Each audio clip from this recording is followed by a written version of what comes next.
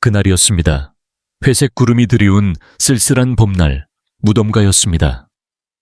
떨리는 손으로 작은 국화꽃 다발을 꼭 껴안고 있었습니다. 묘지 안쪽으로 천천히 걸어가는 그분의 뒷모습은 왠지 모르게 외로워 보였습니다. 한참을 걸어가자 한 무덤 앞에 멈춰 섰습니다. 무덤 비석에는 이렇게 적혀 있었습니다. 박성민의 묘, 1975년부터 2020년까지. 사랑하는 아들의 이름이었습니다. 박인철은 무릎을 꿇고 떨리는 손으로 국화꽃을 조심스럽게 내려놓았습니다. 아들아, 못난 아버지가 이제야 왔다. 목소리가 떨렸습니다. 4년 만이구나. 아버지가 너무 늦었지. 바람이 불어와 그의 흰 머리카락을 흩뜨렸습니다. 평생 일만 하다가 정작 소중한 가족의 정을 모두 놓쳐버렸다. 노년의 후회처럼 깊은 한숨이 새어 나왔습니다. 눈가에 눈물이 맺히기 시작했습니다. 너를 이해하지 못했고 내 마음도 몰라줬고 바로 그때였습니다. 뒤에서 들려온 맑고 어린 목소리. 여긴 우리 아빠 무덤이에요. 깜짝 놀라 돌아본 박인철 회장. 10살쯤 된 소년이 초라한 차림으로 서 있었습니다. 해진 옷차림에 낡은 운동화. 하지만 눈빛만은 맑고 순수했습니다. 소년의 얼굴을 보는 순간 박 회장의 가슴이 철렁 내려앉았습니다. 그 눈빛 속에서 젊은 시절 아들 성민의 모습이 그대로 겹쳐 보였던 것입니다. 똑같은 이마, 똑같은 코, 똑같은 입술. 너 누구냐? 박 회장이 떨리는 목소리로 물어봤습니다. 소년은 꿋꿋하게 대답했습니다. 제 이름은 윤도윤입니다. 순간 박인철 회장의 온몸이 얼어붙었습니다. 윤도윤, 혹시 이 아이가 세상에 자신이 인정하지 않았던 사실로 며느리의 성을 딴 다른 아이가 눈앞에 있었던 것입니다. 내 핏줄, 내 손자 말입니다. 구독 누르고 지금 어디서 보고 계신지 댓글로 알려주세요. 그러면 저도 반갑게 인사드리겠습니다. 박인철 회장, 현재 나이 72세, 1950년대 초반 경상북도의 작은 마을, 가난한 농가에서 태어났습니다. 집안은 너무나 가난해서 하루 한 끼 먹기도 힘들었습니다. 겨울이면 연탄도 사지 못해 온 가족이 한 방에서 몸을 맞대고 잤습니다. 우리 한국 노인분들께서도 어린 시절 비슷한 고생을 겪으셨을 텐데 그 시절의 추억이 떠오르실 겁니다. 어머니는 병에 걸려도 병원비가 없어서 제대로 치료받지 못했습니다. 결국 박인철이 20살이 되던 해 어머니가 세상을 떠났습니다. 그때 어머니의 마지막 말이 아직도 귀에 생생했습니다. 인철아, 가난은 대물림 되는 거란다. 너만큼은 가난에서 벗어나거라. 그날 박인철은 굳게 다짐했습니다. 돈만 있으면 이런 일은 없을 것이다. 나는 절대 가난하게 살지 않겠다. 군대를 제대한 후 서울로 올라온 그는 모든 걸 걸고 사업을 시작했습니다. 중고 트럭 한 대를 사서 레미콘 운송을 시작한 것이었습니다. 새벽 4시에 일어나서 밤 12시까지 일했습니다. 비가 와도 눈이 와도 하루도 쉬지 않았습니다. 가난을 벗어나야 한다. 그 생각 하나로 온몸이 부서져라 일했습니다. 이런 근면함이야말로 우리 세대의 미덕이었지요. 그런 노력 끝에 작은 레미콘 회사가 점점 커져갔습니다. 트럭 한 대가 10대가 되고 10대가 100대가 되었습니다. 1990년대에는 중견건설 회사로 성장했습니다. 하지만 그 과정에서 잃어버린 것들이 너무 많았습니다. 가정은 늘 뒷전이었습니다. 아내가 첫 아이를 유산했을 때도 중요한 계약 때문에 병원에 가지 못했습니다. 결국 둘째로 태어난 아들 성민이만 무사히 태어났습니다. 그런데 아내가 암에 걸렸습니다. 여보, 내일 수술이에요. 곁에 있어 주세요. 아내의 간절한 부탁이었지만 박 회장은 뿌리쳤습니다. 당신도 이해해줘야지. 이 계약이 성사되면 우리 미래가 바뀐다고. 아내는 혼자서 수술을 받았습니다. 그리고 혼자서 세상을 떠났습니다. 장례식장에서도 박 회장은 조문객들과 사업 이야기를 하고 있었습니다. 아들 성민이를 향한 사랑도 늘 강의와 명령뿐이었습니다. 너는 내 유일한 아들이다. 회사를 물려받아야 한다. 성민이가 다른 꿈을 이야기하면 화를 내곤 했습니다. 그런 소리 하지 마라. 돈 되는 일을 해야 한다. 그래서 성민이는 아버지의 뜻에 따라 경영학을 공부했고 회사에 들어왔습니다. 하지만 아버지와 아들 사이는 점점 멀어져 갔습니다. 그런 성민이에게도 사랑이 찾아왔습니다. 대학교 3학년 때 만난 여학생 윤정희였습니다. 간호학과를 다니던 정희는 성민이에게 첫사랑이었습니다. 정희는 어려운 집안 형편에도 늘 밝고 긍정적이었습니다. 성민이는 그런 정희에게 깊이 빠져들었습니다. 정희야, 야솜아, 나와 결혼하자. 두 사람은 진심으로 사랑했습니다. 졸업 후에는 사실상 부부처럼 살며 작은 행복을 꿈꿨습니다. 2004년에는 아들까지 태어났습니다. 바로 도윤이었습니다. 성민이는 아들을 보며 세상에서 가장 행복해했습니다. 정희야, 우리 아들이 이렇게 예쁠 수가 없다.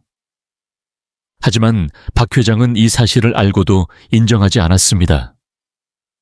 간호사 출신이 무슨 며느리냐? 체면이 말이 되나?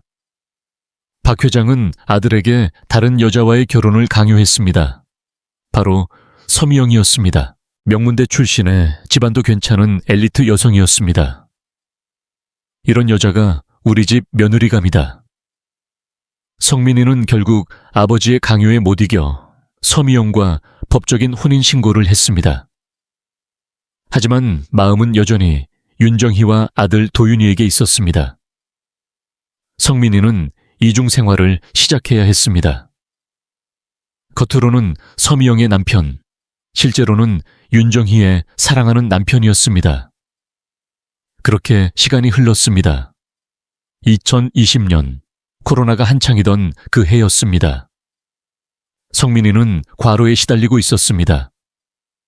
회사 일이 너무 많아서 제대로 잠을 자지도 못하고 있었습니다. 그날도 밤 늦게까지 회사에서 일하고 있었습니다. 피곤하다. 운전하기 힘들겠다. 성민이가 동료에게 말했습니다. 하지만 집에는 가야 했습니다. 정희와 도윤이가 기다리고 있었으니까요. 졸음 운전으로 큰 사고를 당했습니다. 45세의 나이에 너무나 허무하게 세상을 떠났습니다. 장례식은 서미영 주도로 치러졌습니다. 법적인 아내였으니까요. 윤정희와 도윤이는 장례식장 구석에서 조용히 울 수밖에 없었습니다. 정희는 6살 도윤이의 손을 꼭 잡고 속삭였습니다. 아빠가 하늘나라로 가셨단다. 도윤이는 아직 어려서 상황을 제대로 이해하지 못했습니다. 아빠, 언제 돌아와요? 그 말에 정희의 가슴이 찢어지는 것 같았습니다. 그 후 4년이 흘렀습니다. 윤정희는 혼자서 도윤이를 키우며 살고 있었습니다. 낮에는 식당에서 설거지를, 밤에는 사무실 청소를 하며 생계를 이어갔습니다. 힘들고 고된 나날이었지만 도윤이 하나 때문에 버텨낼 수 있었습니다. 도윤이는 아버지를 그리워했습니다. 학교가 끝나면 아버지 무덤에 가서 마치 살아있는 사람과 대화하듯 이야기했습니다. 아빠, 오늘 학교에서 칭찬받았어요. 수학시험 100점 맞았어요. 엄마가 너무 힘들어해요. 어떻게 해야 할까요? 그런 순수한 아이였습니다. 한편 박인철 회장은 아들을 잃은 후 더욱 외로워졌습니다. 부인도 일찍 잃고 이제 아들마저 잃으니 큰 집에 혼자 덩그러니 남았습니다. 돈과 성공은 얻었지만 정작 소중한 것들은 모두 잃어버렸습니다. 효도의 의미를 새삼 깨닫는 나이가 되어서야 이런 후회가 밀려오네요. 그제야 후회가 밀려왔습니다. 내가 뭘 한 걸까? 하지만 이미 늦었습니다. 아들은 돌아오지 않을 테니까요. 그래서 박 회장은 아들 무덤에 가는 것조차 참아할 수 없었습니다. 죄책감 때문이었습니다. 그런데 오늘은 달랐습니다. 아들 기일을 맞아 용기를 내어 무덤을 찾아온 것이었습니다. 그런데 그곳에서 만난 것은 자신이 전혀 몰랐던 손자였던 것입니다. 할아버지는 누구세요? 도윤이가 고개를 갸웃하며 순진하게 물어봤습니다. 박 회장은 말이 막혔습니다. 이 순수한 아이에게 뭐라고 말해야 할까요? 목소리가 나오지 않았습니다. 도윤이는 박 회장이 꽃을 가져온 것을 보고 반갑게 말했습니다. 할아버지도 우리 아빠를 아시는구나. 그 순간 박 회장의 가슴이 뜨거워졌습니다. 우리 아빠라고 말하는 아이의 목소리가 너무나 자연스러웠습니다. 아빠가 살아계실 때 자주 얘기해 주셨어요. 할아버지가 계시다고. 도윤이는 계속 이야기했습니다. 엄마는 할아버지 얘기하면 항상 슬퍼하세요. 왜 그런지 모르겠어요. 박 회장은 더욱 마음이 아팠습니다. 이 아이는 자신이 할아버지라는 것도 모르고 있었던 것입니다. 그때였습니다. 도윤아, 멀리서 여자 목소리가 들려왔습니다. 박 회장이 그쪽을 바라보니 40대 초반의 여성이 급하게 걸어오고 있었습니다. 바로 윤정희였습니다. 손에는 작은 제사상이 들려있고 얼굴에는 피곤함이 역력했습니다. 밤늦게까지 청소 일을 하고 새벽에 일어나 제사 준비를 한 흔적이 보였습니다. 제사 문화가 우리 한국에서 가족을 이어주는 전통이잖아요. 정희는 도윤이 곁으로 와서 아이를 자신의 뒤로 감쌌습니다. 그리고 박 회장을 똑바로 쳐다보며 차갑게 말했습니다. 이제 와서 무슨 낯으로 오셨습니까? 박 회장은 아무 말도 할 수 없었습니다. 정희의 눈에는 4년간 쌓인 원망과 분노가 가득했습니다. 성민이가 살아있을 때는 한 번도 인정하지 않으시더니 죽고 나서야 찾아오시는 건가요? 정희의 목소리는 떨리고 있었습니다. 억눌렸던 감정들이 터져 나오고 있었습니다. 성민이가 얼마나 아버지 인정을 받고 싶어 했는지 아세요? 눈물이 맺히기 시작했습니다. 이 아이가 태어났을 때도, 첫걸음을 뗄 때도, 첫말을 할 때도 성민이는 항상 아버지께 보여드리고 싶다고 말했어요. 박 회장의 가슴이 찢어지는 것 같았습니다. 하지만 당신은 우리를 인정하지 않았죠. 체면만 중요했으니까. 정희는 계속 말했습니다. 이 아이가 할아버지라고 부르고 싶어 했을 때도 안 된다고 말릴 수밖에 없었어요. 도윤이는 엄마와 할아버지 사이에 차가운 기류를 느끼고 있었습니다. 엄마, 이분이 정말 할아버지예요? 순진한 질문에 정희는 더욱 마음이 아팠습니다. 도윤아, 그냥 아빠를 아시던 분이야. 박 회장은 고개를 숙일 수밖에 없었습니다. 정희의 말이 모두 맞았으니까요. 바로 그때 또 다른 목소리가 들려왔습니다. 어머, 이게 웬일이에요? 세 사람이 돌아보니 단정한 차림의 여성이 다가오고 있었습니다. 바로 서미영이었습니다. 44세의 서미영은 언제나 완벽한 차림새로 나타났습니다. 비싼 옷, 명품 가방, 흠잡을 데 없는 화장. 하지만 그 눈빛은 차가웠습니다. 서미영은 정희와 도윤이를 위아래로 훑어보며 냉소적으로 웃었습니다. 아버님, 여기 계셨군요. 박 회장에게는 공손하게 인사했지만 정희를 보는 시선은 싸늘했습니다. 그런데 이분들은 왜 여기 계시죠? 서미영의 말투에는 가시가 돋아 있었습니다. 정희는 서미영을 보며 분노를 참으려 했습니다. 우리는 성민이를 그리워해서 온 겁니다. 서미영이 비웃듯 말했습니다. 그리워하시다니요? 법적으로 성민이의 가족은 저예요. 목소리가 점점 날카로워졌습니다. 이분들은 그냥 남이잖아요. 도윤이가 서미영의 말을 듣고 상처받은 표정을 지었습니다. 남이라니, 저희가 남이에요? 아이의 순수한 질문에 서미영은 더욱 차갑게 말했습니다. 호적에도 없는 아이를 손자라고 부르실 겁니까? 정희는 아이를 보호하듯 더욱 단단히 감쌌습니다. 서류 한 장이 사람의 마음을 대신할 수는 없어요. 정희가 떨리는 목소리로 반박했습니다. 성민이가 진짜로 사랑한 건 우리였어요. 그리고 이 아이는 성민이 피를 받은 진짜 아들이에요. 서미영의 얼굴이 차갑게 굳었습니다. 사실 서미영도 5년간 결혼 생활 내내 성민이가 자신을 사랑하지 않는다는 걸 알고 있었습니다. 형식적인 부부관계, 차가운 집안 분위기, 밤마다 늦게 들어오는 남편, 모든 게 고통스러웠습니다. 하지만 법적 지위만은 확실했습니다. 그것이 서미영에게는 유일한 무기였습니다. 서미영의 목소리가 독하게 변했습니다. 법적으로 인정받지 못한 아이가 뭘 어쩌겠다는 거예요? 그 순간 도윤이가 큰 충격을 받았습니다. 호적에도 없다는 게 뭐예요, 엄마? 순진한 아이의 질문에 정희의 가슴이 찢어지는 것 같았습니다. 박 회장도 서미영의 독한 말에 놀랐습니다. 서미영 그만.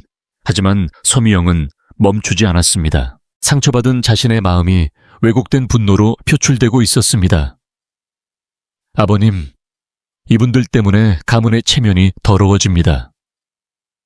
정희는 더 이상 참을 수 없었습니다. 체면이 뭐가 그리 중요해요? 목소리가 떨렸습니다. 성민이가 마지막까지 걱정한 건 우리였어요. 이 아이가 아프면 밤새 간병했고, 이 아이 학비 때문에 밤낮으로 일했어요. 정희의 눈에서 눈물이 흘러내렸습니다. 그런 게 진짜 가족 아닌가요? 두 여자 사이에 긴장이 고조되었을 때 도윤이가 갑자기 울음을 터뜨렸습니다. 아빠, 아이는 아버지 무덤에 엎드려 울면서 말했습니다. 아빠, 저희가 잘못한 게 뭐예요? 왜 사람들이 저희를 싫어해요? 저는 정말 아빠 아들이 맞나요? 그 모습을 본 박 회장의 가슴이 먹먹해졌습니다. 이 순수한 아이가 무슨 잘못이 있단 말인가? 내 욕심과 고집 때문에 이런 순수한 아이까지 상처받고 있었던 것입니다. 가족의 유대가 얼마나 소중한지 노인분들께서도 공감하실 겁니다. 정희는 아이를 안고 박 회장을 마지막으로 쳐다봤습니다. 회장님, 이제 정말 끝입니다. 다시는 저희 앞에 나타나지 마세요. 이 아이가 더 이상 상처받지 않게 해주세요. 정희는 도윤이의 손을 잡고 무덤을 떠났습니다. 도윤이는 뒤돌아보며 할아버지를 바라봤습니다. 그 눈빛에는 원망보다는 그리움이 담겨 있었습니다. 서미영은 만족한 듯 미소를 지었습니다. 잘하셨어요, 아버님. 저런 사람들과 엮이시면 안 되죠. 하지만 박 회장은 떠나는 정희와 도윤이의 뒷모습을 바라보며 처음으로 깊은 혼란에 빠졌습니다. 과연 자신이 옳은 일을 하고 있는 걸까요? 저 아이의 눈빛에서 왜 성민이가 보이는 걸까요? 저 여인의 아픔이 왜 이렇게 가슴에 와닿는 걸까요? 박 회장은 아들 무덤 앞에 혼자 남겨져 깊은 생각에 잠겼습니다. 그날 밤 박 회장은 잠을 이루지 못했습니다. 계속해서 도윤이의 울음소리가 귀에 맴돌았습니다. 아빠, 저희가 잘못한 게 뭐예요? 그 순수한 질문이 가슴을 아프게 했습니다. 침대에 누워서도 천장만 바라보며 뒤척였습니다. 새벽 3시가 되어서야 겨우 잠이 들었지만 꿈속에서도 도윤이가 나타났습니다. 꿈속에 도윤이는 울면서 물어봤습니다. 할아버지, 저는 정말 할아버지 손자가 맞나요? 박 회장은 꿈속에서도 대답하지 못했습니다. 아침에 일어나니 베개가 젖어 있었습니다. 꿈속에서도 눈물을 흘렸던 것입니다. 다음 날 아침 서미영이 박 회장을 찾아왔습니다. 평소보다 더 단정한 차림새였습니다. 아버님, 어제 일로 말씀드릴 게 있어요. 서미영은 차분한 목소리로 말을 이어갔습니다. 하지만 그 눈빛에는 차가운 결심이 서려 있었습니다. 사실 서미영도 밤새 잠을 못 잤습니다. 어제 무덤에서 정희를 본 순간 5년간 억눌렀던 감정들이 터져 나왔던 것입니다. 성민이는 결국 그 여자만 사랑했구나. 그 사실을 인정하고 싶지 않았지만 현실이었습니다. 하지만 서미영에게는 다른 문제가 있었습니다. 심각한 경제적 위기였습니다. 몇 년 전부터 몰래 해왔던 주식 투자가 모두 실패했습니다. 친구의 권유로 시작한 비트코인 투자도 바닥을 쳤습니다. 빚이 눈덩이처럼 불어나고 있었습니다. 카드 연체 전화가 하루에도 몇 번씩 걸려왔습니다. 더 심각한 건 사채업자들이었습니다. 서미영 씨, 이번 주까지 안 갚으면 큰일 날 줄 아세요? 협박 전화가 계속 걸려왔습니다. 총 빚이 3억 원에 달했습니다. 서미영 혼자 힘으로는 절대 갚을 수 없는 금액이었습니다. 그래서 서미영은 성민이에게 생명보험 가입을 강요했던 것입니다. 여보, 우리 미래를 위해서 보험에 가입해요. 성민이는 거부했습니다. 왜 갑자기 보험 얘기를 해? 우리 집에 돈이 부족한가? 그런 게 아니라 만에 하나를 대비해서요. 서미영은 계속 설득했습니다. 결국 성민이는 억지로 보험에 가입할 수밖에 없었습니다. 수익자는 당연히 서미영이었습니다. 그리고 그날 밤 운명의 날이 왔습니다. 성민이는 회사에서 너무 피곤해했습니다. 오늘은 정말 운전하기 힘들 것 같아. 동료들도 걱정했습니다. 부장님, 대리운전 부르시죠. 하지만 서미영이 회사로 찾아왔습니다. 여보, 집에 가요. 너무 피곤해. 대리운전 부를게. 성민이가 말했지만 서미영은 강요했습니다. 무슨 소리예요? 집이 얼마나 가깝다고. 서미영은 차 열쇠를 성민이 손에 억지로 쥐어줬습니다. 빨리 가요. 성민이는 어쩔 수 없이 운전대를 잡았습니다. 그리고 그날 밤 졸음운전으로 인한 교통사고가 일어났습니다. 성민이는 그 자리에서 세상을 떠났습니다. 서미영은 병원에서 성민이의 죽음을 확인했습니다. 하지만 그녀의 눈에서는 눈물이 나오지 않았습니다. 오히려 마음 한구석에서는 안도감이 들었습니다. 이제 빚 문제는 해결됐어. 생명보험금이 10억 원이었습니다. 빚을 갚고도 충분히 남는 금액이었습니다. 그리고 성민이의 재산 상속까지 받으면 완전히 새로운 인생을 시작할 수 있었습니다. 하지만 문제가 있었습니다. 장례식장에서 성민이의 유언장을 발견했던 것입니다. 모든 재산을 정희와 도윤이에게 상속한다는 내용이었습니다. 서미영은 재빨리 그 유언장을 숨겼습니다. 아무도 모르게 가방에 넣어뒀습니다. 이런 건 없었던 일이야. 그렇게 서미영은 자신의 범죄를 숨겼습니다. 5년이 지난 지금 서미영은 여전히 그때 이 일을 후회하지 않았습니다. 생존을 위한 어쩔 수 없는 선택이었다고 스스로를 합리화했습니다. 저 사생아 모자 때문에 회사 이미지가 나빠질 수 있어요.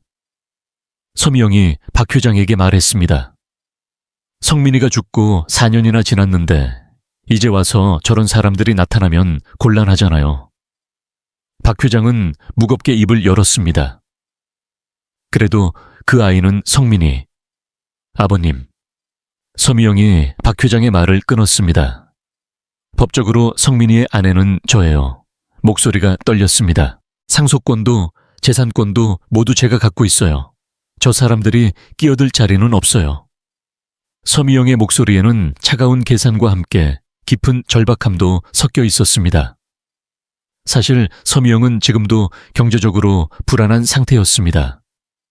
보험금과 성민이의 재산으로 당분간은 버틸 수 있지만 사치스러운 생활 때문에 돈이 빠르게 줄어들고 있었습니다. 만약 정희와 도윤이가 상속권을 주장한다면 자신의 미래가 위험해질 수 있었습니다. 바로 그때 서미영의 핸드폰이 울렸습니다. 또 채권자의 전화였습니다. 여보세요, 서미영 씨. 지난번에 빌려간 돈 언제 갚으실 건가요? 서미영은 황급히 전화를 끊었지만 박 회장이 그 모습을 보고 있었습니다. 무슨 일이냐? 박 회장이 물어봤습니다. 아무것도 아니에요. 서미영이 당황하며 대답했습니다. 만약 저들이 계속 나타나서 유산 문제를 제기하면 어떻게 하실 거예요? 서미영의 목소리에는 절박함이 묻어나왔습니다. 박 회장은 깊은 생각에 빠졌습니다. 그동안 회사와 재산 그것만 생각하며 살아왔습니다. 하지만 어제 도윤이를 보는 순간 뭔가 다른 감정이 솟아올랐습니다. 혈육의 정기였을까요? 아니면 성민이를 향한 그리움이었을까요? 박 회장은 서미영을 유심히 관찰했습니다. 뭔가 숨기는 것이 있는 것 같았습니다. 돈에 대한 집착도 예전보다 심해진 것 같고 정희와 도윤이를 대하는 태도도 너무 차가웠습니다. 혹시 이 여자가 뭔가 숨기고 있는 건 아닐까? 박 회장의 마음속에 의심의 씨앗이 싹트기 시작했습니다. 다음날 박 회장은 성민이의 방을 찾았습니다. 서미영이 제출한 서류 문제 때문에 마음이 복잡했습니다. 결정을 내리기 전에 아들의 흔적을 한 번 더 느끼고 싶었습니다. 4년 동안 그대로 방치된 방이었습니다. 문을 열 때마다 가슴이 아팠지만 오늘은 달랐습니다. 뭔가 답을 찾고 싶었습니다. 박 회장은 무거운 마음으로 방문을 열었습니다. 성민이가 쓰던 책상, 옷장, 침대 모든 것이 그대로 있었습니다. 책상 위에는 성민이가 마지막으로 읽던 책이 놓여 있었습니다. 좋은 아버지가 되는 법. 그 책 제목을 보는 순간 박 회장의 가슴이 뜨끔했습니다. 성민이는 죽기 전까지도 좋은 아버지가 되려고 노력하고 있었던 것입니다. 박 회장은 책상 서랍을 열어봤습니다. 첫 번째 서랍에는 회사 관련 서류들이 정리되어 있었습니다.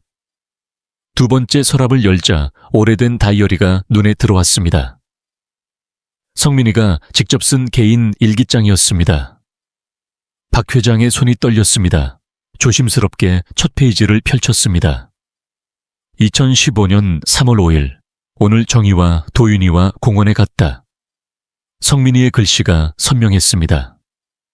도윤이가 처음으로 아빠라고 불렀다. 세상에서 가장 행복한 순간이었다.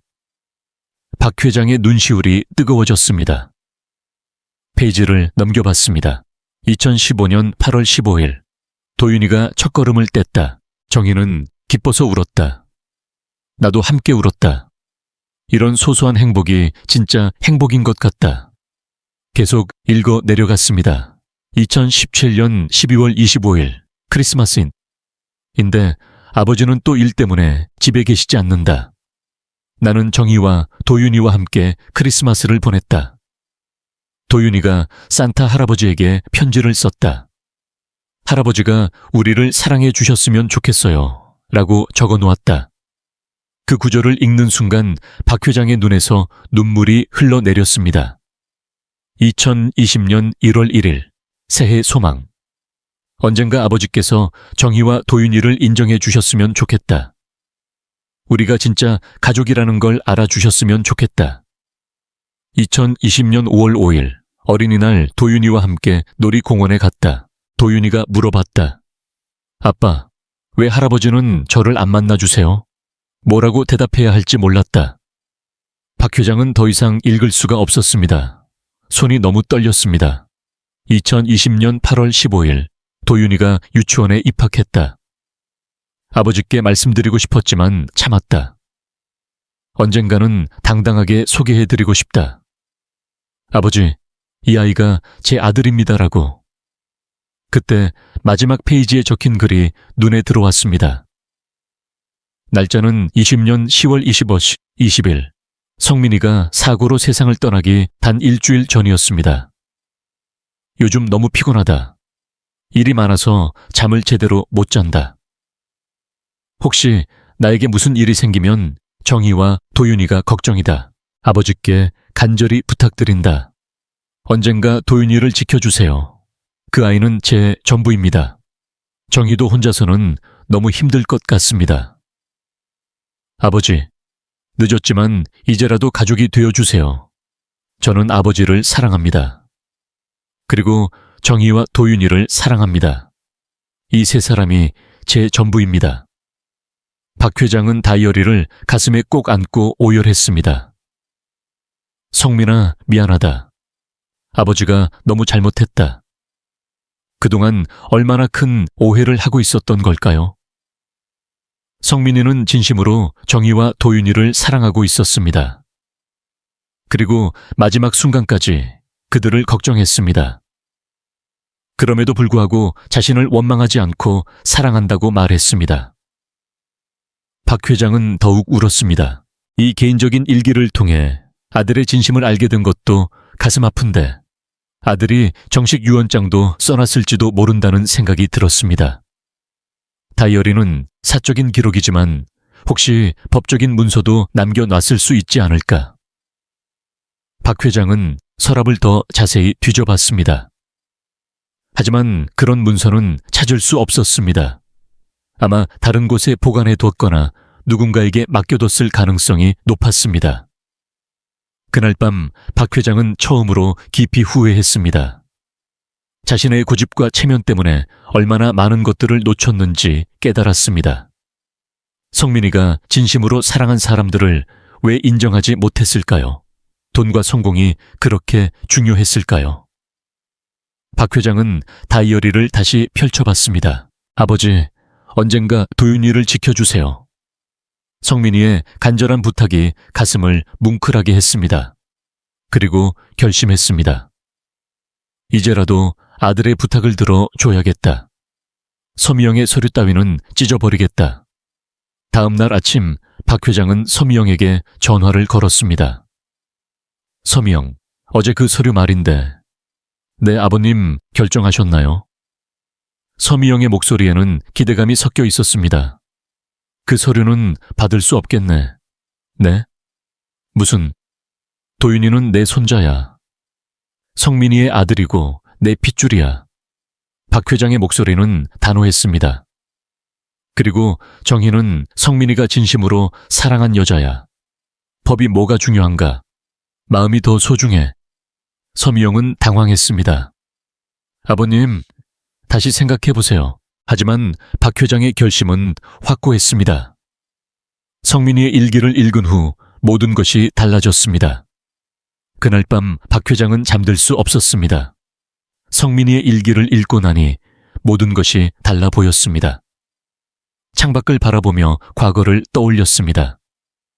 가난한 농부의 아들로 태어나 어머니는 병원비가 없어서 제대로 치료받지도 못하시고 돌아가셨습니다. 어머니의 마지막 말이 아직도 귀에 생생했습니다. 인철아, 가난은 대물림하는 거란다. 너만큼은 가난에서 벗어나거라. 그날 박인철은 다짐했습니다. 오직 성공만을 꿈꾸며 달렸습니다. 하지만 그 과정에서 잃어버린 것들이 너무 많았습니다. 박 회장의 눈에서 눈물이 흘러내렸습니다. 미안해. 정말 미안해. 아내의 장례식에서도 조문객들과 사업 이야기를 하고 있었던 자신이 떠올랐습니다. 아들 성민이도 마찬가지였습니다. 성민이가 대학에 입학했을 때 박 회장은 해외 출장 중이었습니다. 성민이가 전화로 말했습니다. 아버지, 대학교에 합격했어요. 그래, 고생했다. 아버지는 지금 바쁘니까 나중에 이야기하자. 성민이의 기쁜 마음을 함께 나누지 못했습니다.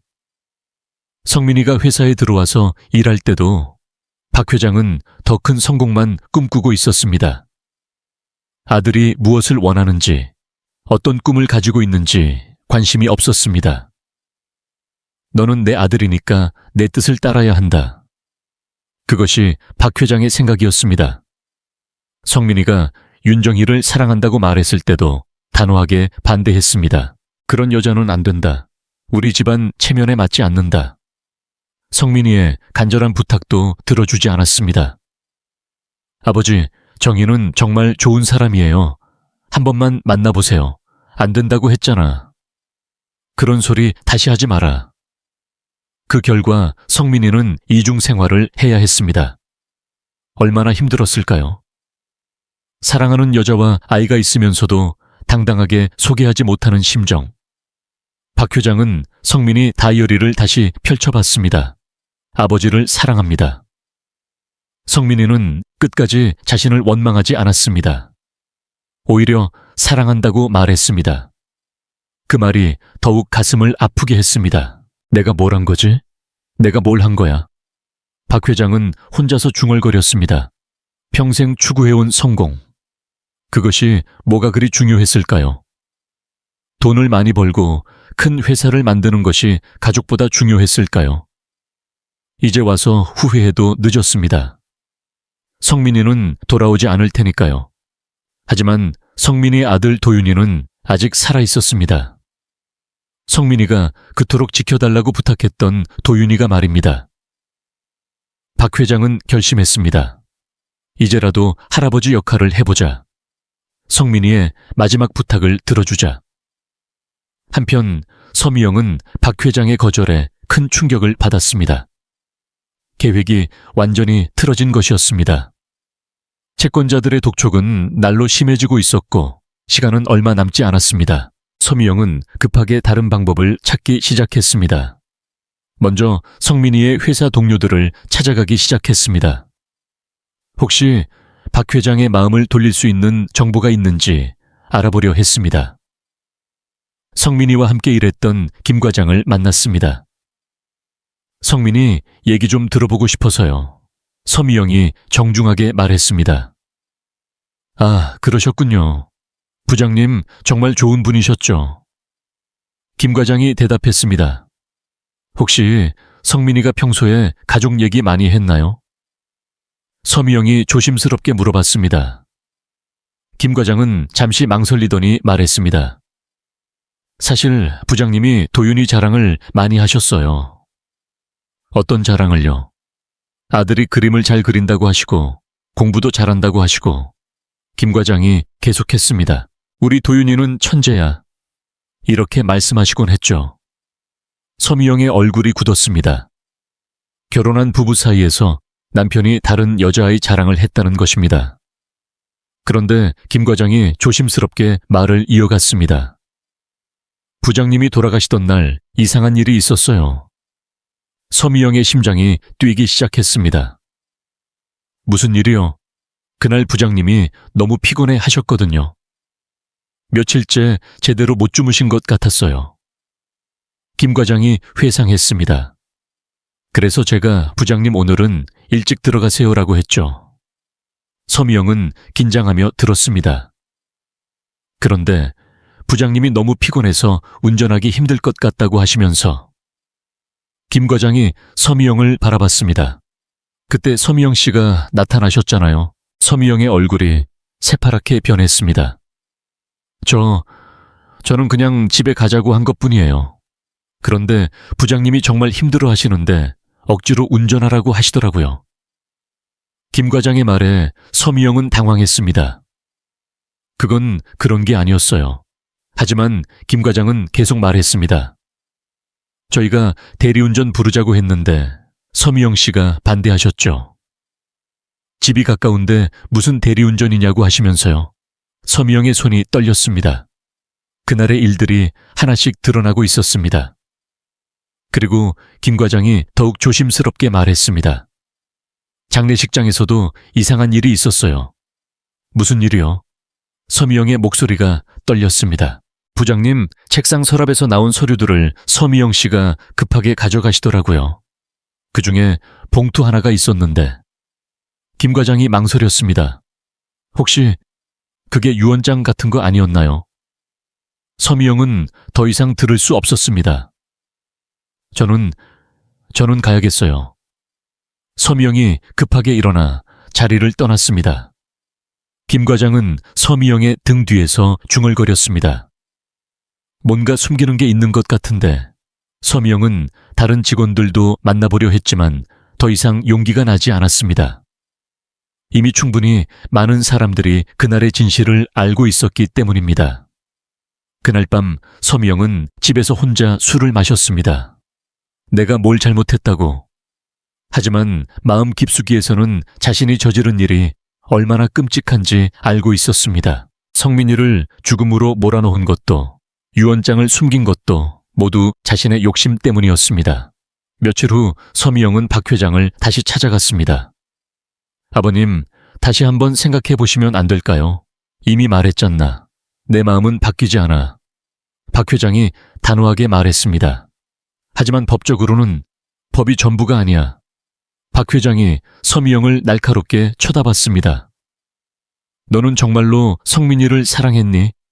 갑작스러운 질문에 서미영이 당황했습니다. 물론이죠.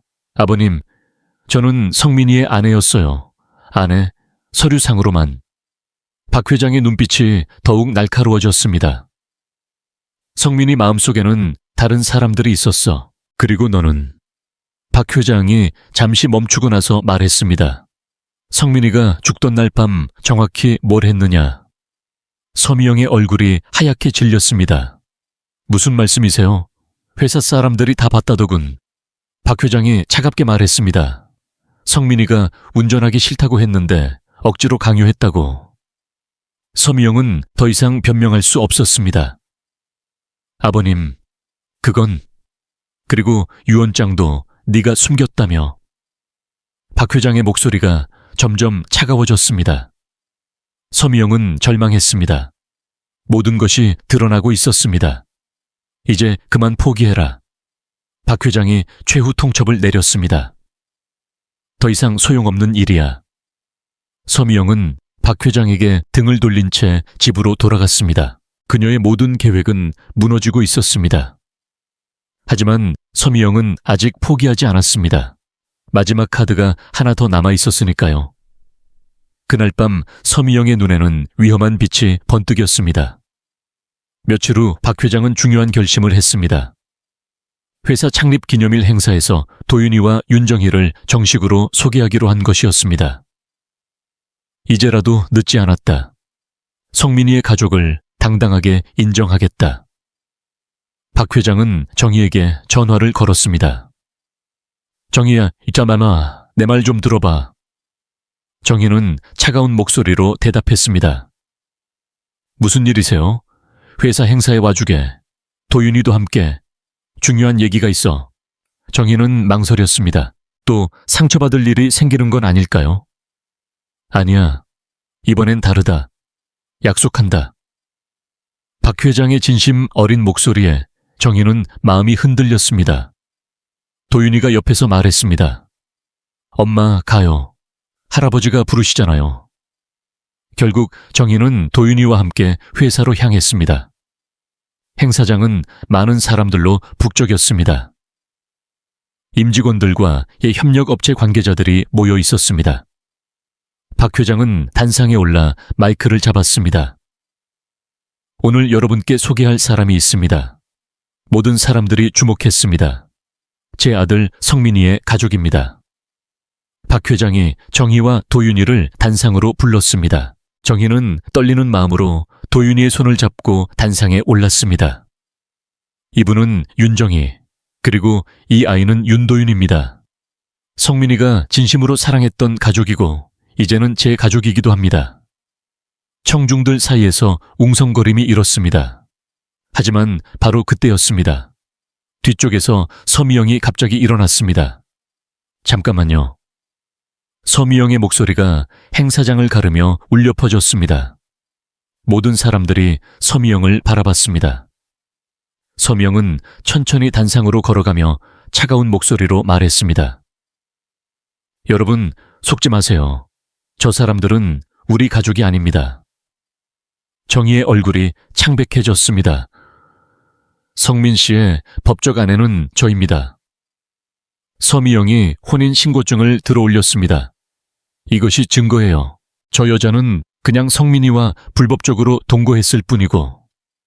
서미영이 도윤이를 차갑게 바라보며 말했습니다. 저 아이는 법적으로 인정받지 못한 아이입니다. 순간 행사장이 조용해졌습니다. 도윤이의 얼굴이 새파랗게 질렸습니다. 법적으로 인정받지 못했다는 게 뭐예요? 도윤이가 떨리는 목소리로 물어봤습니다. 서미영은 냉소적으로 웃으며 말했습니다. 호적에도 없고 상속권도 없는 그런 아이라는 뜻이에요. 정희는 분노로 온몸이 떨렸습니다. 그만하세요. 이 아이가 무슨 잘못을 했다고 이렇게 모욕을 주는 거예요? 하지만 서미영은 멈추지 않았습니다. 5년간 억눌렸던 감정과 경제적 위기에 대한 불안감이 폭발하고 있었습니다. 모욕이 아니라 사실이에요. 성민 씨는 저와 결혼했을 때부터 저를 속였던 거예요. 다른 여자와 아이가 있으면서 숨겼던 거죠. 서미영의 목소리가 점점 높아졌습니다. 5년 동안 저는 바보처럼 기다렸어요. 언젠가는 성민이가 저를 사랑해 줄 거라고 믿으면서요. 하지만 그는 끝까지 저 여자만 생각했어요. 그리고 서미영은 더욱 독하게 말했습니다. 그런데 지금 와서 무슨 가족이라는 거예요? 돈이 목적 아닌가요? 성민이 재산을 노리고 나타난 거 아닌가요? 행사장의 분위기가 험악해지기 시작했습니다. 사람들은 서로를 보며 수근거렸습니다. 정희는 모욕감에 눈물이 나려고 했지만 꾹 참았습니다. 저희는 돈이 목적이 아닙니다. 정희가 떨리는 목소리로 반박했습니다. 성민 씨와 정말 사랑했고 이 아이는 성민 씨 진짜 아들이에요. 사랑이라고요? 서미영이 비웃었습니다. 그럼 왜 결혼은 안 했나요? 왜 호적에 올리지 않았나요? 불법적인 관계였으니까 그런 거 아닌가요? 도윤이가 갑자기 큰 소리로 외쳤습니다. 그만해요. 10살 아이의 절규가 행사장에 울려 퍼졌습니다. 왜 저희를 이렇게 괴롭혀요? 저는 아빠를 그리워하고 있을 뿐이에요. 도윤이는 울면서 아버지 사진이 걸린 곳으로 뛰어갔습니다. 아빠, 저희가 정말 잘못했나요? 왜 사람들이 저희를 미워해요? 그 모습을 본 행사장 사람들은 숨을 죽였습니다. 순수한 아이의 울음에 많은 사람들이 눈시울을 적셨습니다. 박 회장은 더 이상 참을 수 없었습니다. 서미영. 박 회장의 목소리가 행사장을 가득 채웠습니다. 내가 지금 뭘 하는 거냐? 순수한 아이에게 왜 이런 상처를 주는 거냐? 서미영은 당황했습니다. 계획과 다르게 분위기가 흘러가고 있었습니다. 아버님, 저는 그냥 사실을 사실이라고. 박 회장이 서미영을 날카롭게 바라봤습니다. 내가 아는 사실이 전부라고 생각하나? 그 순간 박 회장은 결심했습니다. 서미영에 대한 의심을 공개적으로 드러내기로 한 것입니다. 서미영, 너에게 물어볼 게 있다. 박 회장의 목소리는 차갑고 단호했습니다. 성민이가 죽던 날 밤 너는 정확히 뭘 했느냐? 서미영의 얼굴이 순간 굳어졌습니다. 행사장의 분위기가 완전히 바뀌었습니다. 이제 서미영이 궁지에 몰린 상황이 되었습니다. 행사가 끝난 후 서미영은 당황한 채 급히 자리를 떠났습니다. 자신의 계획이 완전히 틀어진 것을 느꼈기 때문입니다. 박 회장의 날카로운 추궁과 사람들의 차가운 시선이 견딜 수 없었습니다. 한편 도윤이는 그날의 충격에서 쉽게 벗어나지 못했습니다. 집에 돌아온 후에도 계속 울었습니다. 엄마, 저는 정말 나쁜 아이인가요? 정희는 아이를 안으며 눈물을 참았습니다. 아니야, 도윤아. 너는 잘못이 없어. 하지만 도윤이의 상처는 쉽게 아물지 않았습니다. 며칠 후 예상했던 일이 벌어졌습니다. 회사 행사에 참석했던 한 직원의 부인이 같은 아파트 단지에 살고 있었던 것입니다. 그 부인이 동네 사람들에게 이야기를 퍼뜨렸습니다. 그 집 아이가 사생아래요. 아버지가 바람 피워서 생긴 아이라고 하더라고요. 소문은 빠르게 퍼졌습니다. 동네 아주머니들의 입을 통해 학교 학부모들에게까지 전해졌습니다. 그 결과 도윤이는 학교에서 힘든 시간을 보내게 되었습니다. 처음에는 아이들이 수근거리기만 했습니다. 야, 네 아빠가 바람둥이였대. 불법으로 난 아이래. 도윤이는 이런 말들을 들을 때마다 가슴이 아팠습니다. 하지만 참으려고 노력했습니다. 며칠이 지나자 괴롭힘은 더 심해졌습니다. 야, 사생아. 한 아이가 도윤이에게 소리쳤습니다. 너 같은 애는 우리랑 같이 놀면 안 돼. 도윤이는 울음을 참으며 대답했습니다. 나는 그냥 평범한 아이예요. 하지만 아이들은 계속 괴롭혔습니다. 점심시간에는 혼자 먹어야 했고 체육 시간에는 팀에서 제외당했습니다. 너 때문에 우리 팀이 더러워져. 그런 말을 들을 때마다 도윤이의 마음은 조금씩 무너져 갔습니다. 하루는 도윤이의 책상에 낙서가 되어 있었습니다. 사생아는 학교에 오지 마라. 도윤이는 그것을 보고 참았던 눈물을 터뜨렸습니다.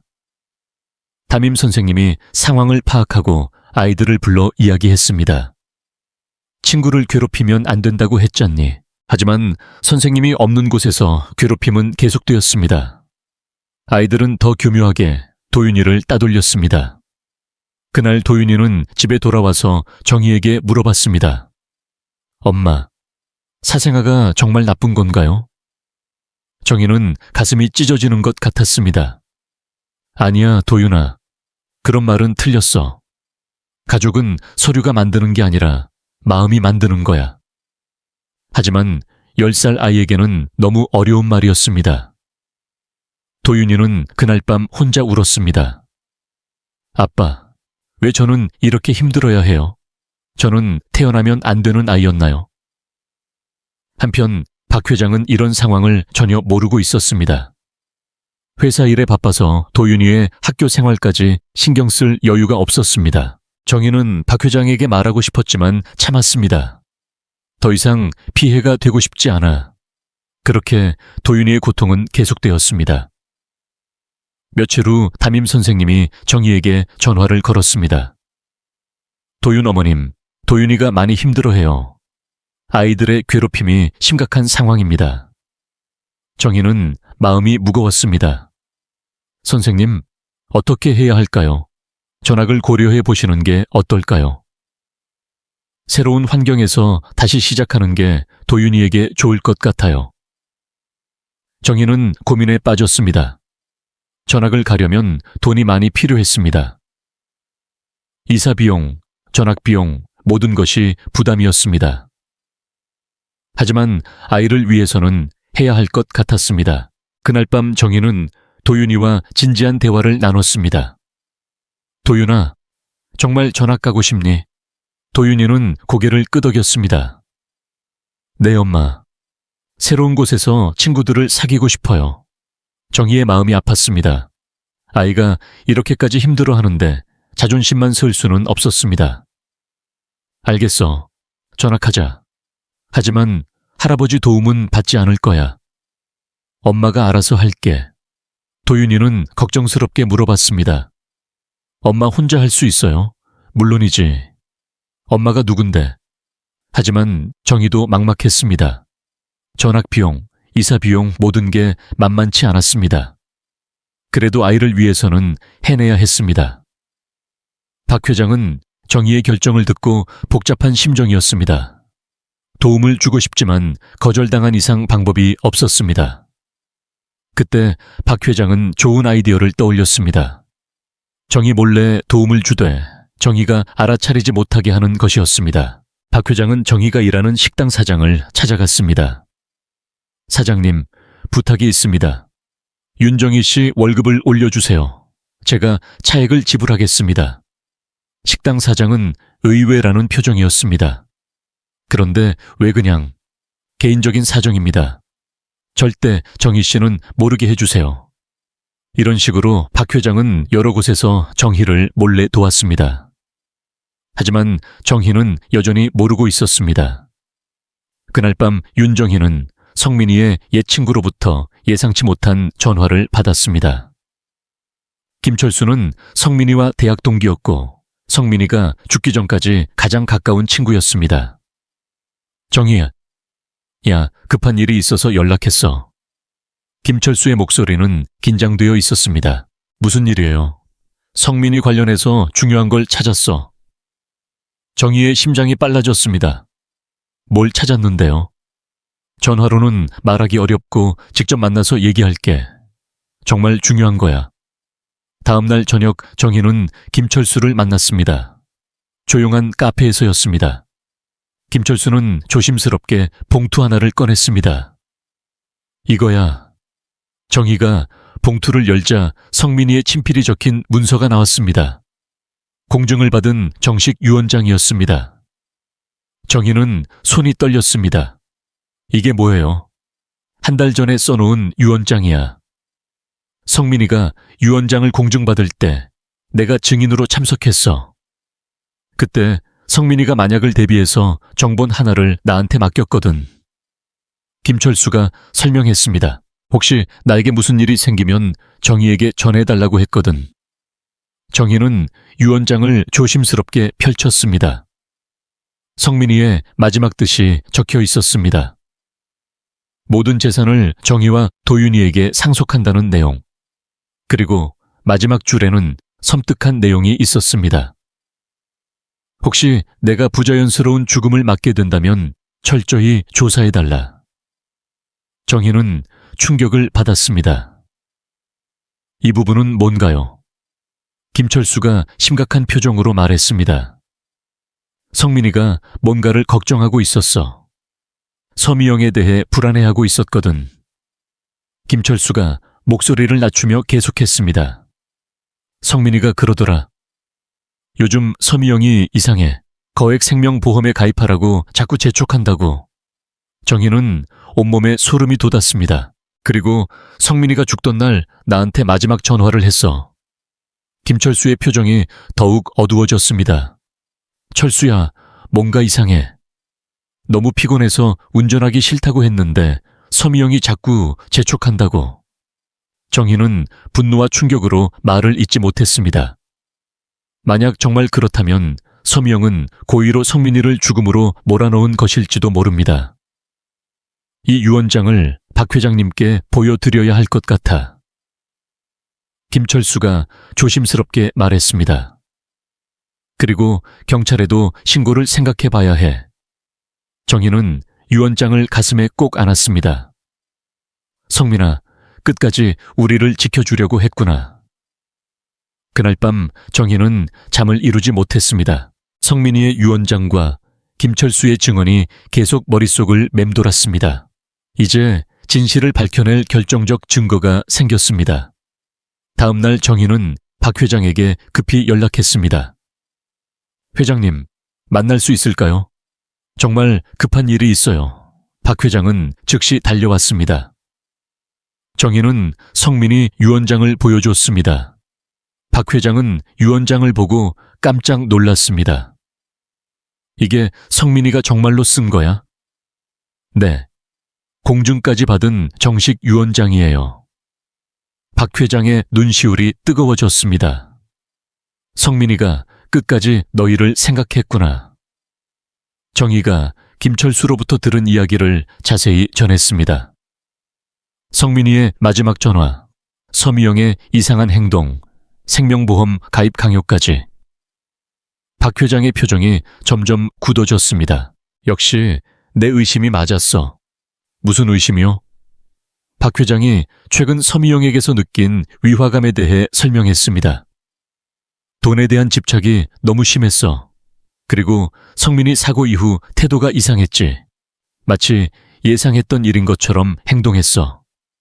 정희는 온몸이 떨렸습니다. 그날 저녁, 아직 확실하지는 않아. 박 회장이 신중하게 말했습니다. 하지만 의심스러운 정황들이 너무 많아. 그날 저녁 박 회장은 혼자 집에서 깊은 생각에 잠겼습니다.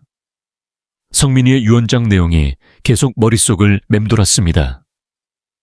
윤정희와 도윤이를 지켜주세요. 이 두 사람이 제 전부입니다.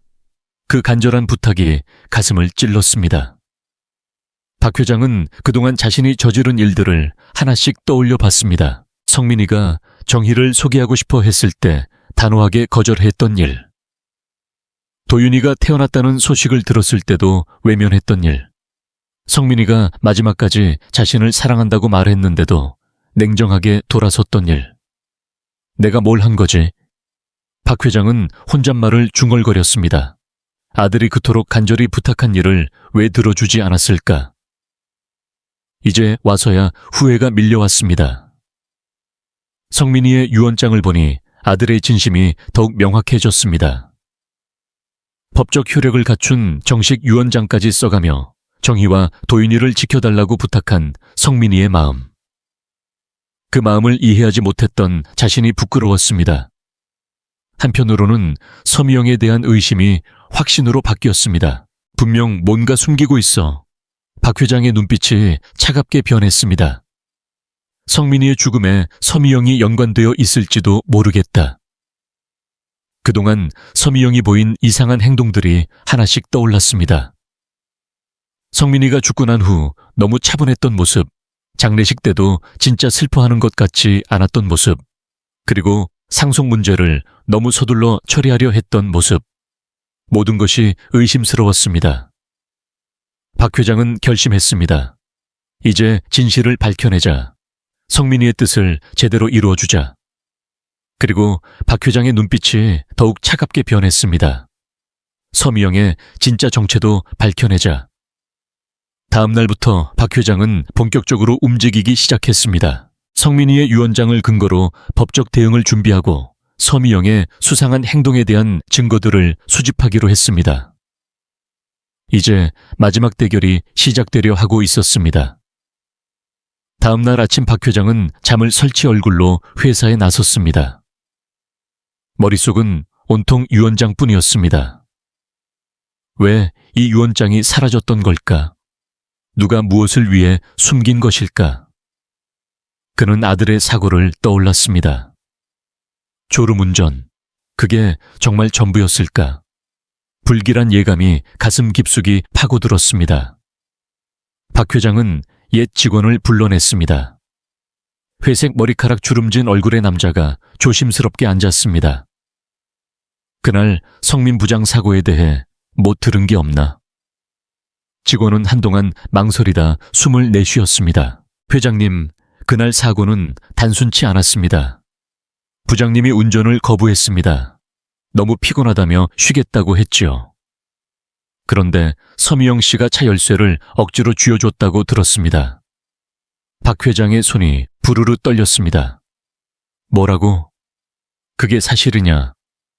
직원은 고개를 끄덕였습니다. 저도 직접 본 건 아니지만 사람들이 다 그렇게 말했습니다. 그리고 장례식장에서 유언장이 사라진 것도 사람들이 수군거렸습니다. 서미영 씨가 가져갔다고. 저는 그렇게 들었습니다. 순간 박 회장의 시야가 흐릿해졌습니다. 손끝이 싸늘해지고 가슴은 쿵쿵 뛰었습니다. 단순한 사고가 아니었습니다.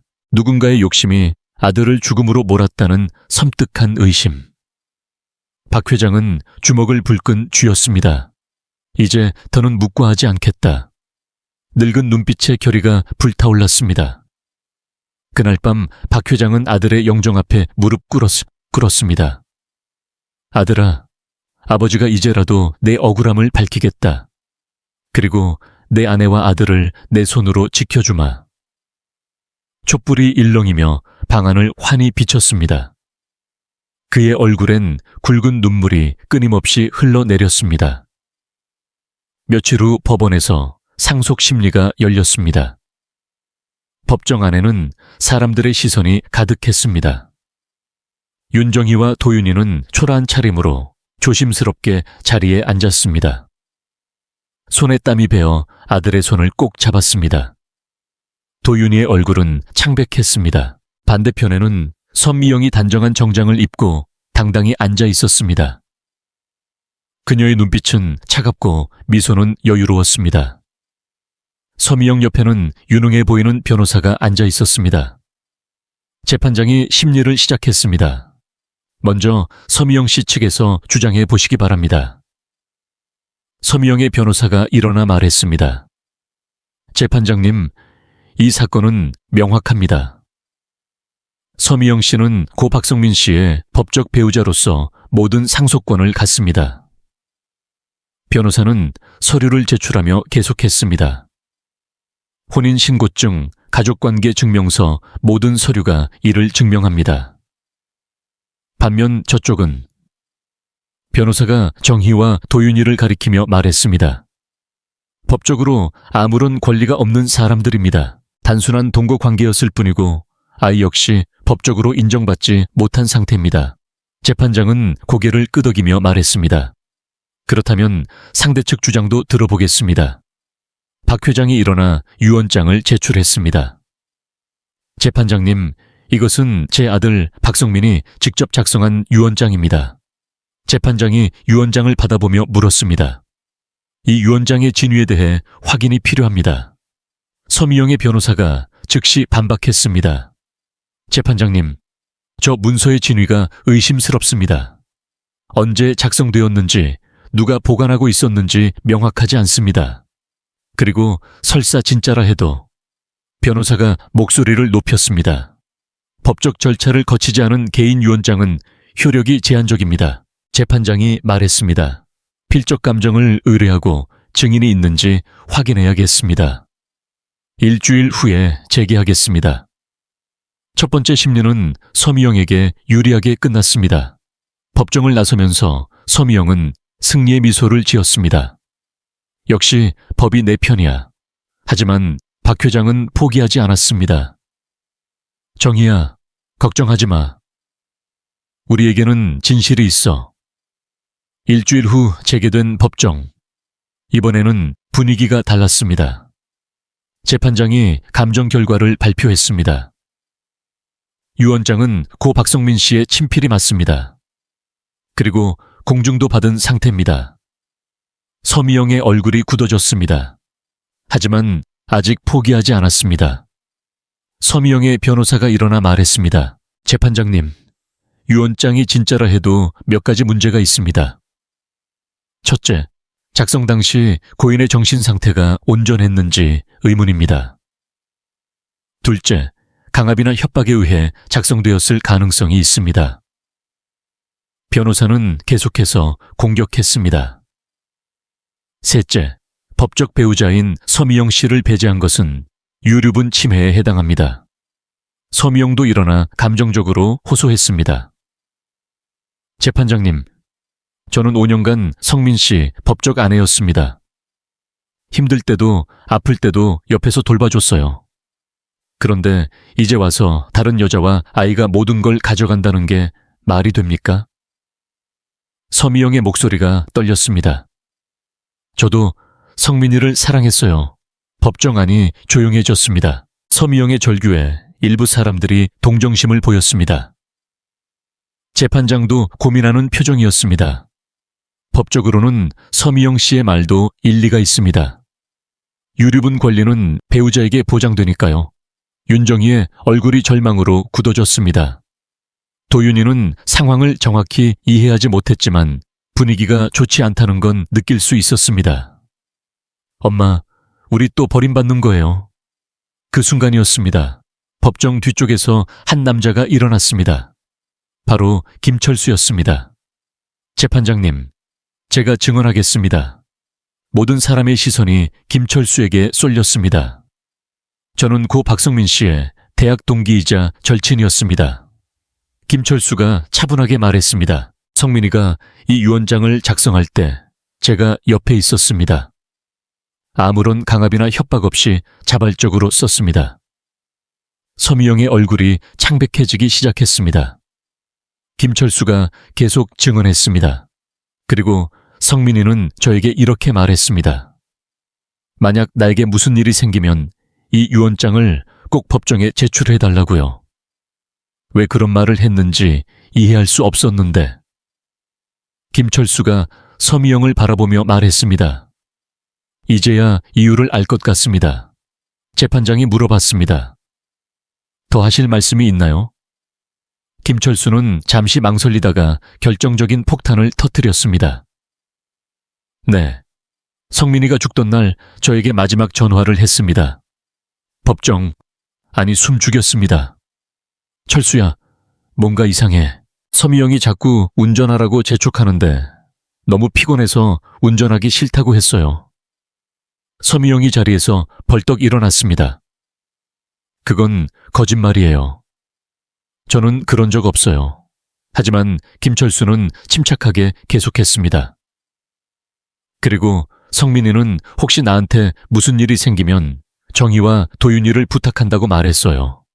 마치 무슨 일이 일어날 걸 예감한 것처럼요. 재판장의 표정이 심각해졌습니다. 혹시 고인이 죽음을 예감할 만한 특별한 이유가 있었습니까? 김철수가 서미영을 똑바로 보며 말했습니다. 성민이는 서미영 씨가 거액 생명보험 가입을 강요한다고 걱정했어요. 그리고 자꾸 돈 얘기만 한다고 불안해했어요. 이제 서미영은 완전히 궁지에 몰렸습니다. 법정 안 사람들의 시선이 차갑게 변했습니다. 재판장이 엄숙하게 말했습니다. 유언장 은닉 혐의에 대해 수사를 의뢰하겠습니다. 서미영은 더 이상 버틸 수 없었습니다. 그녀의 모든 계획이 무너지는 순간이었습니다. 재판장이 최종 판결을 내렸습니다. 유언장의 효력을 인정하며 상속권은 윤정희와 윤도윤에게 있습니다. 법정 안에서 박수가 터져 나왔습니다. 윤정희는 도윤이를 안고 눈물을 흘렸습니다. 성민아, 고마워. 박 회장도 눈시울을 붉히며 말했습니다. 이제야 정의가 승리했구나. 하지만 서미영은 받아들일 수 없었습니다. 재판장님, 이건 말이 안 됩니다. 서미영이 자리에서 일어나 소리쳤습니다. 저는 5년간 법적 아내였어요. 유류분이라도 있어야 하는 거 아닙니까? 재판장이 차분히 대답했습니다. 유언자의 명확한 의사가 표현된 공증 유언장입니다. 또한 귀하의 유언장 은닉 행위에 대해서는 별도 수사가 진행될 예정입니다. 서미영의 얼굴이 새파랗게 변했습니다. 법정을 나서면서 서미영은 정희에게 다가왔습니다. 이게 끝이라고 생각해요. 서미영의 눈에 위험한 빛이 섰습니다. 저는 잃을 게 없어요. 끝까지 갈 겁니다. 정희는 도윤이를 자신 뒤로 숨겼습니다. 뭘 하려는 거예요? 곧 알게 될 거예요. 서미영이 차갑게 웃으며 돌아섰습니다. 그날 밤 박 회장은 불안했습니다. 서미영의 마지막 말이 계속 신경 쓰였습니다. 정희야, 당분간 조심해야겠어. 서미영이 뭔가 음모를 꾸미는 것 같아. 며칠 후 정희는 이상한 전화를 받았습니다. 윤정희 씨죠? 조심하세요. 누구세요? 서미영이 당신을 해치려고 사람을 고용했어요. 전화가 끊어졌습니다. 정희는 온몸에 소름이 돋았습니다. 급히 박 회장에게 전화를 걸었습니다. 회장님, 이상한 전화가. 즉시 경찰을 신고해. 나도 지금 간다. 그날 밤 서미영의 마지막 발악이 시작됐습니다. 경찰이 도착하자마자 수상한 남자 2명이 정희 집 근처에서 체포됐습니다. 서미영이 돈을 주고 협박하라고 시켰다고 자백했습니다. 다음 날 서미영이 긴급 체포됐습니다. 협박교사 및 유언장 은닉 혐의로 체포합니다. 서미영은 끝까지 발버둥 쳤습니다. 증거가 어디 있어요? 다 거짓말이에요. 하지만 증거는 충분했습니다. 며칠 후 서미영의 재판이 열렸습니다. 검사가 기소 내용을 발표했습니다. 피고인은 고인의 유언장을 고의로 은닉하고 허위 상속 신청을 했습니다. 또한 피해자들을 협박하려 했습니다. 서미영의 변호사가 최후 변론을 했지만 소용없었습니다. 재판장이 최종 판결을 선고했습니다. 피고인 서미영에게 유언장 은닉, 상속 사기, 협박교사 혐의로 징역 3년을 선고합니다. 법정 안에서 안도의 한숨이 나왔습니다. 서미영은 마지막까지 저주의 말을 내뱉으며 끌려갔습니다. 후회하게 될 거야. 하지만 아무도 돌아보지 않았습니다. 재판이 끝난 후 박 회장은 정희와 도윤이를 정식으로 가족으로 맞아들였습니다. 호적 정리를 마치고 도윤이의 성도 박도윤으로 바뀌었습니다. 할아버지, 이제 저도 진짜 할아버지 손자예요. 그럼 내 자랑스러운 손자지. 3개월 후 서미영은 결국 유언장 은닉 및 협박교사 혐의로 구속되었습니다. 피고인 서미영은 징역 3년을 선고한다.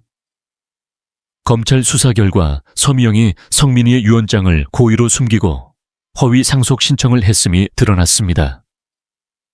또한 정희 일가를 협박하려 했던 사실도 밝혀졌습니다. 서미영은 끝까지 자신의 죄를 인정하지 않았습니다. 하지만 정희는 늦었지만 승리했습니다. 한편 도윤이는 새 학교에서 완전히 달라졌습니다. 아무도 과거를 모르는 새로운 환경에서 밝고 활발한 아이로 다시 태어났습니다. 엄마, 오늘 친구 5명이나 사귀었어요. 선생님도 제가 그림을 잘 그린다고 칭찬하셨어요. 정희는 아이의 밝은 모습을 보며 눈물을 흘렸습니다. 행복의 눈물이었습니다. 박 회장은 매일같이 정희와 도윤이를 찾아갔습니다. 회사 일보다 가족이 우선이었습니다. 회장님, 오늘 회의가 미루게. 손자 학교 행사가 더 중요해. 70년 인생을 살며 처음으로 진정한 우선순위를 찾았습니다. 아들아, 이제야 내 부탁을 들어줬다. 정희와 도윤이를 내가 책임지고 있어. 늦었지만 진짜 가족이 되었다. 성민아, 걱정 마. 우리 모두 행복해. 아버님이 도윤이를 정말 아껴주셔. 아빠, 우리 이제 정말 가족이 됐어요. 할아버지가 저를 정말 많이 사랑해주세요. 그날 저녁 세 사람은 함께 저녁을 먹었습니다. 박 회장이 직접 만든 김치찌개였습니다. 할아버지, 요리 진짜 잘하시네요.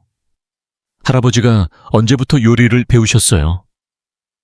박 회장이 웃으며 대답했습니다. 너희를 만나고 나서부터지. 가족을 위해 뭐든 배우고 싶었어. 정희는 이런 모습이 믿어지지 않았습니다. 처음 만났을 때 차갑고 무서웠던 분이 이렇게 따뜻한 할아버지가 되다니. 아버님, 정말 많이 변하셨어요. 사람은 변할 수 있어. 박 회장이 진지하게 말했습니다. 나이가 들어도 깨달음은 늦지 않더구나. 돈과 성공보다 가족이 소중하다는 걸 이제야 알았어. 그날 밤 도윤이는 일기장에 썼습니다. 오늘도 할아버지와 엄마와 함께 저녁을 먹었다. 할아버지가 만든 김치찌개는 세상에서 가장 맛있었다. 아빠가 하늘에서 우리를 지켜봐 주시는 것 같다. 우리 가족은 이제 정말 행복하다. 몇 달 후 박 회장은 회사에서 중요한 발표를 했습니다. 저는 이제 회사 경영에서 한 발 물러나겠습니다. 대신 장학재단을 만들어서 어려운 아이들을 돕는 일을 하겠습니다. 박 회장은 자신의 재산 대부분을 사회에 환원하기로 했습니다. 성민이 이름으로 장학재단을 만들겠습니다. 아들의 뜻을 이어 도움이 필요한 가정을 지원하겠습니다. 정희는 이런 박 회장의 모습에 감동했습니다. 진정한 회개와 변화였습니다. 1년 후 도윤이는 학교에서 그림 실력을 인정받아 상까지 받았습니다. 시상식에는 박 회장과 정희가 함께 참석했습니다. 우리 도윤이가 이렇게 훌륭하게 자라다니. 박 회장은 자랑스러워 눈물을 흘렸습니다. 할아버지 덕분이에요. 도윤이가 상장을 할아버지께 보여드리며 말했습니다. 할아버지가 저를 믿어주시고 사랑해주셔서 이런 상을 받을 수 있었어요. 그 순간 박 회장은 진정한 행복이 무엇인지 깨달았습니다. 돈으로 살 수 없는 가족의 사랑. 그것이야말로 인생의 진정한 보물이었습니다. 진정한 가족은 핏줄로만 만들어지지 않습니다. 서로를 사랑하고 보듬어주는 마음으로 만들어집니다. 구독과 좋아요 눌러주시고 오늘도 가족에게 사랑한다고 말해보세요. 여러분의 댓글이 저에게 큰 힘이 됩니다.